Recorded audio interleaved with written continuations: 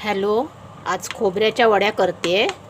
त्यासाठी ह्या 3 वाट्या खोबरं घेतलं आहे आणि 1 वाटी साखर टाकली आहे. ही दुसरी वाटी आणि ही थोडीशी अशी 2.5 पेले साखर टाकली 3 वाटी खोबऱ्यासाठी.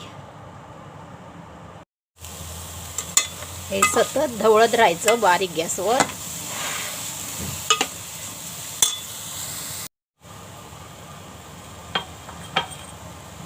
वेलची पावडर,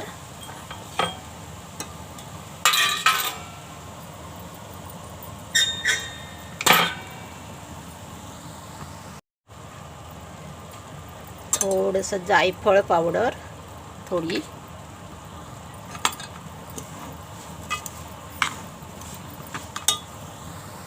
आता हे एकत्र होत आलं आहे. आता मी थापून घेते.